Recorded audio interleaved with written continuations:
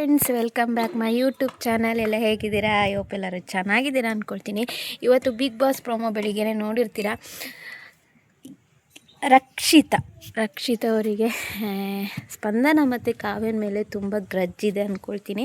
ನಿನ್ನೆ ಪ್ರೋಮೋ ನೋಡಿದಾಗ ಗಿಲ್ಲಿ ಕಾವ್ಯನ ಸೇವ್ ಮಾಡಲಿಕ್ಕೆ ಸುಮಾರು ಟ್ರೈ ಮಾಡ್ತಾಯಿದ್ದಾರೆ, ಅಂದರೆ ಫೇವರಿಸಮ್ ಮಾಡ್ತಾಯಿದ್ದಾರೆ ಅಂತಲೇ ತೋರಿಸಿದ್ರು. ಆದರೆ ನಿನ್ನೆ ಎಪಿಸೋಡ್ ನೋಡಿದಾಗ ಗೊತ್ತಾಗುತ್ತೆ ಯಾವುದೇ ಥರ ಫೇವರಿಸಮ್ ಮಾಡಿಲ್ಲ ಗಿಲ್ಲಿ. ಕರೆಕ್ಟು ರೀಸನ್ ಯಾರ ಮೇಲೆ ಕೊಟ್ಟಿರ್ತಾರೆ ಅವ್ರನ್ನ ನಾಮಿನೇಟ್ ಮಾಡಿರ್ತಾರೆ. ಎಗೇನ್ ಗಿಲ್ಲಿ ಕಾವ್ಯ ಸೇವ್ ಮಾಡಿದ ಮೇಲೂ ಎಗೇನ್ ರಕ್ಷಿತ ಅವರು ಕಾವ್ಯನ ನಾಮಿನೇಟ್ ಮಾಡ್ತಾರೆ. ಇಲ್ಲಿ ಪರ್ಸ್ನಲ್ ಟಾರ್ಗೆಟ್ ಮಾಡ್ತಾ ಇರೋದು ರಕ್ಷಿತ ಅವರೇ ಅಂತ ಹೇಳಿ ಕ್ಲಿಯರ್ ಆ್ಯಂಡ್ ಕಟ್ಟಾಗಿ ಗೊತ್ತಾಗುತ್ತೆ. ಸೊ ಧ್ರುವಂತ್ ಅವರು ಲಾಸ್ಟು ಸೀಕ್ರೆಟ್ ರೂಮಿಂದ ಬಂದಾಗ ಒಂದು ಮಾತು ಹೇಳಿರ್ತಾರೆ ಸುದೀಪ್ ಸರ್ ಹತ್ರನೇ, ಗಿಲ್ಲಿ ಅವರು ಗೆಲ್ಲ ಕ್ಯಾಂಡಿಡೇಟು, ಗಿಲ್ಲಿ ಜೊತೆ ಯಾರಿದ್ರೂ ರಕ್ಷಿತ್ ಅವರಿಗೆ ಇಷ್ಟ ಆಗಲ್ಲ ಅಂಥೇಳಿ. ಸೊ ಅದು ನೋಡ್ಕೊಬಂದ ಹಾಗೆ ಗೊತ್ತಾಗುತ್ತೆ. ಸೊ ಗಿಲ್ಲಿ ಜೊತೆ ಸ್ಪಂದನ ಇದ್ದರು, ಸೊ ಅವ್ರ ಮೇಲೆ ದ್ವೇಷ ಕಾಡ್ತಾ ಇದ್ದಾರೆ ರಕ್ಷಿತ್ ಅವರು. ಕಾವ್ಯನ ಮೇಲಂತೂ ಸಿಕ್ಕಾಪಟ್ಟೆ ದ್ವೇಷ ಕಾಡ್ತಾ ಇದ್ದಾರೆ.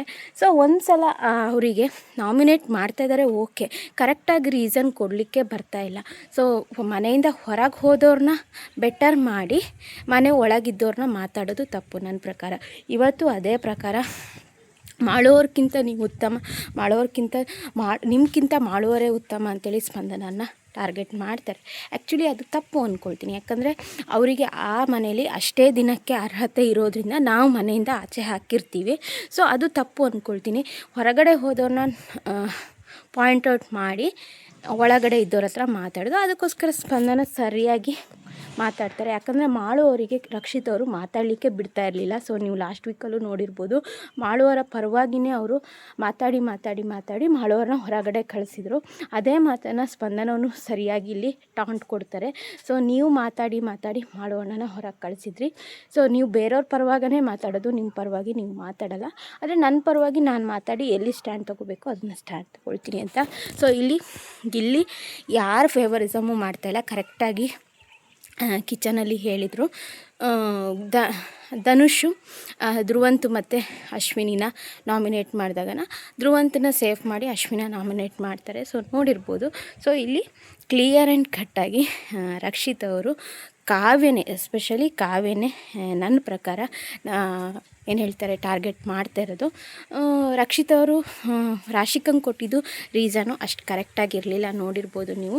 ಆದರೆ ಬೆಟರಾಗಿ ಕಾವ್ಯನ್ಕಿಂತ ರಕ್ಷಿತ್ ಅಂದೆ. ಯಾಕಂದರೆ ಮತ್ತೆ ಪುನಃ ಅವರು ಅಲ್ಲೇ ತಪ್ಪು ಮಾಡೋದು. ಯಾಕಂದರೆ ಕಾವ್ಯನ ಒಂದು ಸಲ ಸೇಫ್ ಮಾಡಿದ್ಮೇಲೆ ಮತ್ತೆ ಆ ಜಾಗಕ್ಕೆ ಇನ್ನೊಬ್ರನ್ನ ತಂದು ನಿಲ್ಸೋದು ತಪ್ಪು. ಅದೇ ಜಾಗಕ್ಕೆ ಬೇರೆಯವ್ರನ್ನ ಯಾರನ್ನಾದ್ರೂ ನಾಮಿನೇಟ್ ಹೆಸರು ತೊಗೋಬೋದಿತ್ತು. ಆವಾಗ ರಾಶಿಕಾ ಸೇಫ್ ಆಗ್ತಾಯಿದ್ರು.